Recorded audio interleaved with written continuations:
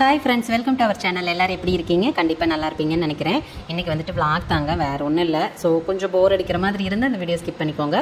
நம்ம சேனலில் நிறைய டிப்ஸு, கட்டிங் வீடியோஸ், ஸ்டிச்சிங் எல்லாமே இருக்குது. நீங்கள் அது கூட பார்த்துக்கலாம், சரிங்களா? நம்ம ரீசெண்ட் டேஸில் நிறைய வந்துட்டு டெய்லரிங்க்கு வந்து டிப்ஸ் சொல்லியிருப்போம். நிறைய பேருக்கு யூஸ் ஆகிருந்திருக்கு. பட் ஆனால் எல்லா டைமும் நம்ம வந்து டிப்ஸ் சொல்லிக்கிட்டே இருக்க முடியாதுல்ல. ஏன்னா எனக்கு தெரிஞ்சதை நான் சொல்லிக்கிட்டே இருக்கேன். இதை சொல்லணும், இதை சொல்லக்கூடாது அப்படியெல்லாம் எதுவுமே இல்லை. எனக்கு எப்பப்பெல்லாம் தோணுதோ அப்பப்பெல்லாம் சொல்லிகிட்டே இருக்கேன்.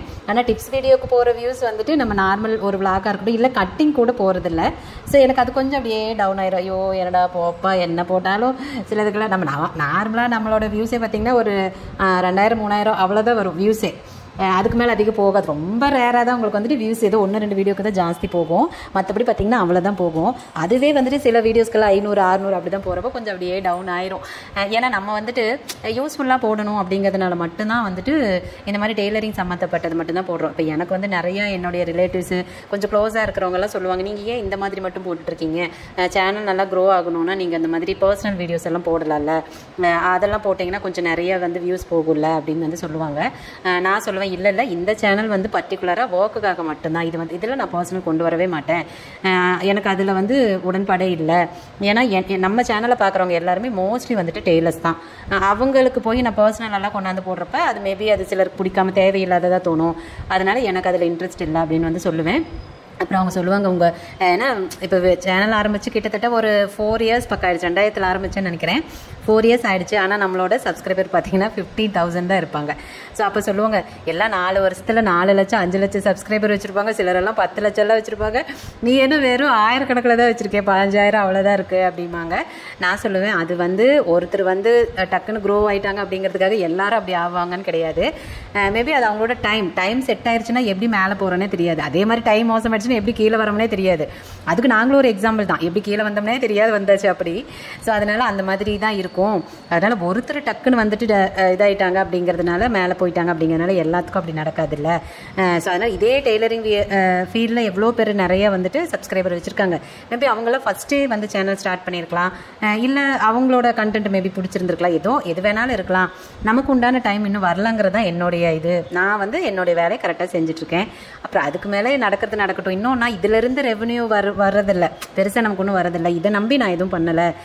வெறும் பிஸ்னஸாக மட்டும் நான் ஒரு வேளை இதை நினச்சிருந்தேன்னா மேபி அதுக்கு இன்னும் கொஞ்சம் கூட எஃபர்ட் போடலாம்.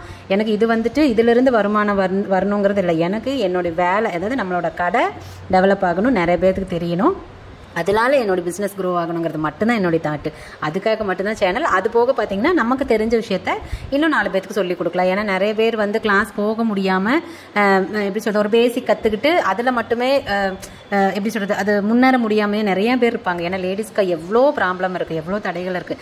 ஸோ அந்த மாதிரிலாம் இருப்பாங்க. அவங்களுக்கு நமக்கு தெரிஞ்ச விஷயத்த சொல்கிறோம் அப்படின்னா அது அவங்களுக்கு மேபி யூஸ்ஃபுல்லாக இருக்கும். இதனால் நம்மனால ஒரு 4 பேர் வந்துட்டு எப்படி சொல்கிறது நல்லா இருந்தாங்க அப்படின்னா போதும் நமக்கு. அதை தவிர இந்த சேனலில் நமக்கு வேற ஒன்றும் தேவையில்லை அப்படின்னு வந்து நான் சொல்லுவேன். ஆனால் அவங்களாம் சிரிப்பாங்க, என்னடி எல்லாரும் சம்பாதிக்கணும் நிறைய அப்படிதான் யோசிப்பாங்க, நீ என்ன இப்படியெல்லாம் யோசிக்கிற அப்படிம்பாங்க. நான் சொல்லுவேன், எனக்கு அவ்வளோதான்ப்பா, என்னோடைய எண்ணம் அவ்வளோதான், எனக்கு அது தவிரலாம் இந்த இதில் அது தவிர வேற ஒன்றும் இல்லை அப்படின்ட்டு. ஏன்னா அதே மாதிரி தான் நான் என்ன நினச்சி வீடியோஸ் போட ஆரம்பிச்சேனோ, எனக்கு வந்து பிஸ்னஸ் வெளியிலேருந்து வந்துட்டு ஒர்க் நிறையா வரணும், நிறைய வெட்டிங் ஆர்டர்ஸ் வரணும், நிறைய டிசைன்ஸ் நம்ம தைக்கணும். என்னுடைய ஆசையெல்லாம் டிசைன்ஸ் நிறைய தைக்கணும்.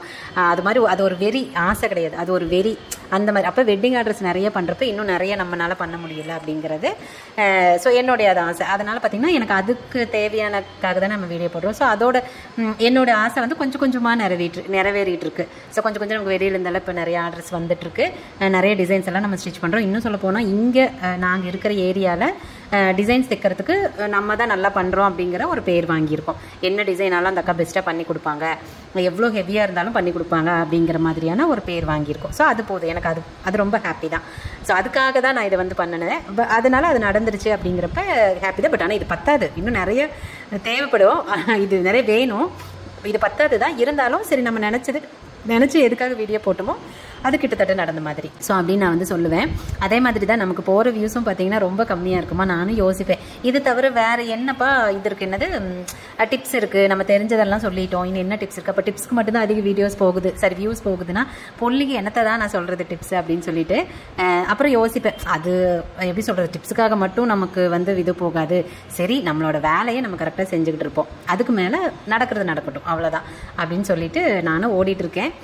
நீங்களும் பார்க்குறீங்க. இருந்தாலும் நிறைய பேத்துக்கு வந்துட்டு அந்த டிப்ஸ் என்ன டக்குன்னு பிடிக்குது பார்க்குறதுக்கு. ஏன்னா அது யூஸ்ஃபுல்லாக இருக்கும். அதனால் மற்ற வீடியோஸ் அப்படின்னா ரெகுலராக பார்க்குறது. இப்போ கட்டிங்னா நான் சொல்கிற மாதிரி 30 பாடி சைஸுக்கும் அதே தான் கட்டிங்க, 40 பாடி சைஸுக்கும் அதே தான் கட்டிங்க. அளவுகள் மட்டும்தான் சேஞ்ச் ஆகுமே தவிர வேறு ஒன்றும் அதில் வந்து சேஞ்ச் ஆக போகிறதில்ல. அப்புறம் ப்ளவுஸும் பார்த்திங்க அப்படின்னா இந்த அதிகமாக இருக்கிறது 34 to 38 வரைக்கும் தான் அதிக ப்ளவுஸு வந்து நம்ம தைப்போம். அதுக்கு கம்மியாகவும் இருக்கட்டும், ஒரு 40க்கு மேலேயே இருக்கட்டும், கொஞ்சம் கம்மியான ப்ளவுஸ் தான். அப்படிங்கிறப்ப அதுவே திருப்பி போட்டாலும் அது ஒன்றும் பிரயோஜனம் இல்லை இல்லையா? ஆனால் அதை தவிர வேறு என்ன போட முடியும் இதில்? ஸோ அதுதான் வந்துட்டு ரீசனு. அதே மாதிரி எனக்கு தெரிஞ்ச அளவுக்கு நானும் எல்லாமே சொல்லிட்டு தான் இருக்கேன். அதனால் தெரியல, எனக்கு என்ன சொல்கிறதுன்னு தெரியல. போட்டோம், வியூஸ் எவ்வளோ போகுதுன்னு போட்டோம், எவ்வளோ சப்ஸ்கிரைபர். எனக்கு நிறையெல்லாம் அன்சப்ஸ்கிரைப் நிறைய ஆகிட்டே இருக்கும். நான் நினைப்பேன் நம்மளுக்கு மட்டும் தான் அப்படி நடக்குதா, எல்லாத்துக்கும் இப்படி தான் நடக்குதா அப்படின்னு சொல்லிட்டு. எல்லாத்துக்கும் அப்படி தான். ஒரு எப்படி சொல்கிறதுனா ஒரு உயர்ந்த நிலைக்கு போகிற வரைக்குமே நமக்கு இந்த மாதிரி சின்ன சின்ன சர்க்கிள்கள் இருக்க தான் செய்யும். அதை பார்த்து நம்ம வந்துட்டு அப்செட் ஆகிடக்கூடாது, துவண்டு போயிடக்கூடாது. நம்மளோட இலக்கை நோக்கி நம்ம ஓடிக்கிட்டே இருக்கணும். கண்டிப்பாக அப்படி போகிறோம் அப்படின்னா கண்டிப்பாக ஒரு நாள் நம்மளுடைய வெற்றி நிச்சயம்தான். அதில் நான் ரொம்ப கான்ஃபிடண்ட்டாக இருக்கேன். ஸோ கண்டிப்பாக நானும் ஜெயிப்பேன் அப்படிங்கிற ஒரு நம்பிக்கையில் நானும் ஓடிட்டுருக்கேன். இன்றைக்கி வந்துட்டு ஒரு சுடிதார் தான் வந்துட்டு நான் கட் பண்ணிகிட்டு இருந்தேன். இது வந்து கொஞ்சம் எமர்ஜென்சியாக கட் பண்ணுறதா இருந்துச்சு. அதனால் நான் கட் பண்ணிட்டு இருந்தேன்னா இது வந்து டேரெக்டாக பாடியிலேருந்து அளவெடுத்தது தான். இது நம்மளோட ரெகுலர் கஸ்டமர் தான் அவங்க. இவங்க பார்த்திங்கன்னா எப்போவுமே பேட்டர்ன் கொஞ்சம் ஹெவியாக கேட்பாங்க. சுடிக்கேவே அப்படி தான் கேட்பாங்க. இது பார்த்திங்கன்னா கொஞ்சம் இதை நான் ஆல்ரெடி போட்டுங்க. இந்த டிசைன் வந்துட்டு நான் ஷார்ட்ஸில் ஆல்ரெடி போட்டுட்டேன், நீங்கள் பார்த்துருக்கீங்க. ஸோ அதுதான் வந்துட்டு இப்போது கட்டிங் போட்டுட்ருக்கேன். ஸோ கட்டிங் போட்டு முடிச்சுட்டு அதுக்கப்புறம் பேண்ட் வந்துட்டு அண்ணா கட் பண்ணிட்டாங்க. ஏன்னா அது வந்து ஸ்ட்ரெயிட் பேண்ட்டு, அதனால் அண்ணா கட் பண்ணிட்டாங்க. அதில் கூட நான் 1000 கேள்வி கேட்பேன். அண்ணா கட் பண்ணுறப்போ இதை ஏன் இப்படி கட் பண்ணுறீங்க, இது ஏன் அப்படி பண்ணக்கூடாது அப்படின்னு 1000 கேள்வி கேட்பேன். எனக்கு சின்ன ஒரு டவுட் வந்துட்டால் கூட அது உடனே அதை கிளியர் பண்ணிக்கணும் அப்படின்னு சொல்லிட்டு. அப்புறம் அண்ணா சொல்லுவாங்க இதெல்லாம் ரீசன். சம்டைம்ஸ் சொல்லுவார், சம்டைம் உனக்கெல்லாம் பதிலே சொல்ல முடியாது, போ சும்மா நொய்யின்னு கேள்வியை கேட்டுட்ருக்கிறேன் அப்படின்பாரு. ஸோ அதனால் நான் அந்த மாதிரி கேட்டுகிட்டே இருப்பேன். அப்புறம் இப்போ வந்து அவர் பேண்ட் கட் பண்ணிட்டாங்க. அதை முடிச்சதுக்கப்புறம் அந்த டிசைனுக்கு தேவையான கேன்வாஸ் வந்து நான் ரெடி பண்ணிட்டு இருந்தேன். நம்ம வந்து எந்த ஒரு வேலையும் எப்படி சொல்கிறதுனா ரொம்ப சுலபமாக முடிஞ்சிடணும், சீக்கிரம் அதை செஞ்சு முடிச்சிடணும் அப்படின்னு நினைக்கிறது கரெக்டு. சீக்கிரம் செஞ்சு முடிக்கணும்னு நினைக்கிறது கரெக்டு. ஆனால் அதை நம்ம எஃபோர்ட்டே எடுக்கக்கூடாது. எஃபோர்ட்டே எடுக்காமல் சீக்கிரமாக வந்துட்டு செஞ்சு முடிச்சிடணும் அப்படின்னு நினைக்கக்கூடாது. அப்போ என்ன ஆகும்னா அதுக்கு உண்டான நம்ம என்ன வேலை செய்கிறோமோ அதுக்கு உண்டான பலன் தான் நம்மளுக்கு கிடைக்கும். அப்போ நம்ம கொஞ்சம் முயற்சி பண்ணி கஷ்டப்பட்டு அந்த வேலையை வந்து கொஞ்சம் எஃபோர்ட்டாக செய்கிறோம் அப்படின்னா அதுக்கு உண்டான பலன் கொஞ்சம் ஜாஸ்தியாக இருக்கும். எஃபோர்ட் கம்மியாக இருக்கிறப்போ அதுக்கு உண்டான பலன் கம்மியாக தான் இருக்கும். ஸோ நான் அப்படி தான் எப்போவுமே நினைப்பேன். என்னுடைய ஒர்க் பார்த்திங்க அப்படின்னா நான் எதையுமே டக்குன்னு போதும்ப்பா இந்த ஒர்க் போதும்ப்பா அப்படின்னு நினைக்கவே மாட்டேன். இல்லை இன்னும் கொஞ்சம் நல்லா பண்ணணும், இன்னும் கொஞ்சம் பெஸ்ட்டாக கொடுக்கணும், இந்த டிசைன் நம்ம இன்னும் கொஞ்சம் எப்படி ஃபினிஷிங்காக கொடுக்க முடியும், இல்லை இதை கொஞ்சம் இன்னுமே அழகாக எப்படி காட்ட முடியும். ஸோ அந்த மாதிரி வந்து நிறைய யோசிச்சு தான் நான் பண்ணுவேன். ஸோ அந்த மாதிரி எல்லாத்துக்குமே டேலண்ட் இருக்கும். டேலண்ட் இல்லாமல் யாருமே கிடையாது. ஆனால் நம்மளோட டேலண்ட்டை நம்ம வெளியில் கொண்டுட்டு வரணும். நமக்கு இருக்கிற அறிவை வெளியில் கொண்டு வந்தால் மட்டும்தான் நம்ம ஜெயிக்க முடியும். எனக்கு உண்மையாலுமே இந்த டேலண்ட் இருக்குன்னு சத்தியமாக எனக்கு தெரியாது. ஏன்னா நான் ஸ்டார்டிங்லேருந்து கல்யாணம் ஆனதுலேருந்து நான் ஒர்க் பண்ணிட்டு இருந்த ஃபீல்டே வேறு. ஸோ ஒவ்வொரு ஃபீல்டையும் தாண்டி வர அடுத்தடுத்த ஃபீல்டு போக நான் அப்படியே வந்து என்னை மாற்றிக்கிட்டே இருப்பேன். எனக்கு வந்துட்டு அது ஒன்றும் பெரிய கஷ்டமாக இருக்காது. ஆனால் இந்த ஃபீல்டு பார்த்திங்க அப்படின்னா சுத்தமாக ஜீரோலேருந்து இன்றைக்கி இவ்வளோ தூரம் நம்ம வந்து பண்ணுறோம் அப்படிங்கிற உண்மையாலும் எனக்கே அது வந்து பிரமிப்பாக தான் இருக்குது. சில விஷயங்கள் அண்ணாக்கு தெரியாதே நான் சொல்லுவேன், இல்லைங்க இது இப்படி ஸ்டிச் பண்ணுங்கள், இது ஈஸியாக இருக்கும் பாருங்கள் அப்படிம்பேன். ஸோ அது வந்து அவங்களுக்கு அவ்வளோ நாலேஜ் இருக்குது. அவங்க அத்தனை வருஷம் தைச்சிருக்காங்க, நாலேஜ் இருக்குது. பட் இருந்தாலும் நான் அவங்களுக்கு சொல்லுவேன், இதில் நாலேஜ் அப்படிங்கிறது எத்தனை வருஷம் செஞ்சாங்கங்கிறது மேட்ரு இல்லை, எவ்வளோ அதை கற்றுக்கிட்டாங்க அப்படிங்கிறத மேட்ரு. நான் வந்து இப்போ அண்ணாக்கிட்டே சொல்லுவேன், நீங்கள் 30 வருஷமாக தைக்கிறீங்க அப்படின்னா 30 வருஷம் தைச்சா மட்டும் நீங்கள் அறிவாளி ஆகிட முடியாது. 3 மாதம் தான் தைச்சிட்டு இருக்காங்க அப்படின்னா அவங்க முட்டாலும் கிடையாதுங்க. அவங்களுக்கு மேபி நம்மளோட ஜாஸ்தியான நாலேஜ் கூட இருக்கலாம். ஸோ எக்ஸ்பீரியன்ஸ் அப்படிங்கிறது நம்ம என்ன கற்றுக்கிட்டு இருக்கோம் அப்படிங்கிறதுல தானே தவிர வெறும் நம்பர்ஸில் கிடையாது அப்படின்ட்டு. ஸோ என்னை பொறுத்த வரைக்கும் அப்படி தான். நான் வந்து இப்போ கற்றுக்கிட்டது 2 வருஷம் தான் அப்படின்னா கூட அதை நான் முழு ஈடுபாட்டோடு கற்றுக்கிட்டேன். ரொம்ப இன்வால்வாக இருப்பேன் அந்த வேலையில். சின்ன மிஸ்டேக் ஆகிட்டா கூட அதை அப்படியே யோசிச்சுக்கிட்டே இருப்பேன். ஸோ இதை எப்படி சரி பண்ண முடியும், இது ஏன் இப்படி வந்துச்சு, அடுத்தது என்ன பண்ணலாம் அதுக்கு அப்படின்னு 1000 விஷயம் யோசிப்பேன். அது நிறைய வந்துட்டு அதை திரும்ப செஞ்சு பார்ப்பேன்.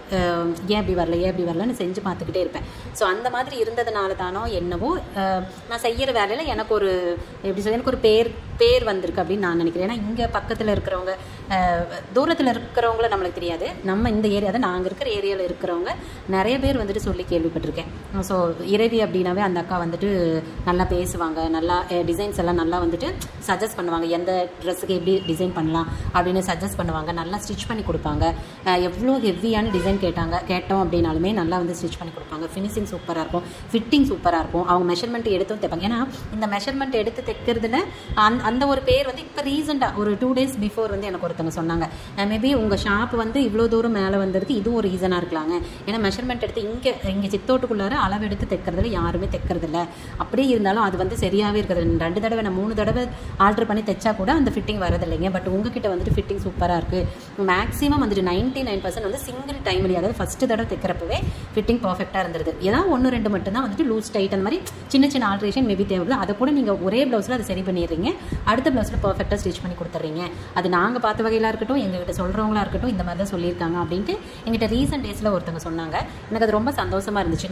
நானும் சொன்னேன், இருக்கலாங்க மேபி நாம் பண்ணுற ஒர்க் அந்த அளவுக்கு இருக்குது, மேபி அது கூட ஒரு ரீசனாக இருக்கலாங்க அப்படின்னு நான் சொன்னேன்.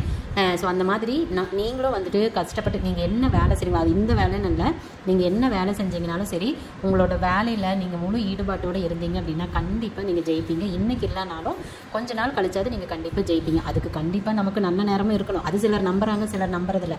நான் நம்புகிறேன், எனக்குன்னு ஒரு நேரம் வரும், அந்த நேரத்துக்கு நான் கண்டிப்பாக வந்துட்டு மேலே வந்துடுவேன் அப்படின்னு சொல்லிட்டு. ஸோ அதனால் நீங்களும் நம்பிக்கையோடு இருங்க. நம்பிக்கையோடு நீங்கள் செய்கிற வேலையை தொடர்ந்து செஞ்சுக்கிட்டே இருங்க. எக்கருந்து கொண்டு துவண்டு போயிடாதீங்க, பின்வாங்காதீங்க. அந்த வேலையிலேருந்து நீங்கள் பின்வாங்கவே கூடாது. ஐயோ நம்ம என்ன செஞ்சாலும் நம்மளுக்கு நல்லதே நடக்க மாட்டேங்குது, நம்ம எதிர்பார்த்ததே நடக்க மாட்டேங்குது அப்படின்னு சொல்லி வந்து பின்வாங்காதீங்க. அப்படி பின்வாங்கிட்டீங்க அப்படின்னா கண்டிப்பாக நம்மளால் மறுபடியும் முன்னாடி முன்னேறவே முடியாது. சரிங்களா? ஸோ இது உங்களுக்கு ஒரு மோட்டிவேஷனாக இருக்கும் அப்படின்னு நான் நினைக்கிறேன். எனக்கு தெரிஞ்ச விஷயத்தை நான் உங்களுக்கு சொல்லியிருக்கேன்.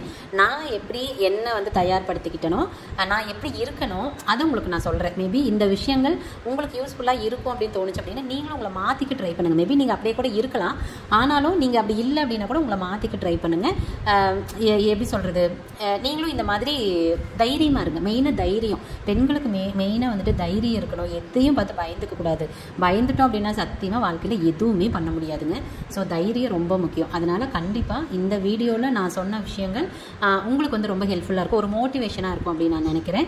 இந்த வீடியோ பிடிச்சிருக்கணும்னு நினைக்கிறேன். இந்த வீடியோவில் நான் சொன்ன கருத்துக்கள் உங்களுக்கு யூஸ்ஃபுல்லாக இருக்குது, நீங்களும் இதை பார்த்து மோட்டிவேட் ஆகியிருக்கீங்க, நானும் இப்படி வந்து நடந்துக்கிறேங்க்கா, என்னை இப்படி மாற்றிக்கிறேங்க்கா அப்படின்னு உங்களுக்கு அதாவது அப்படி மாற்றிருக்கீங்க, மாற்றிக்க போகிறீங்க அப்படின்னா எனக்கு கண்டிப்பாக கமெண்ட்டில் சொல்லுங்கள்.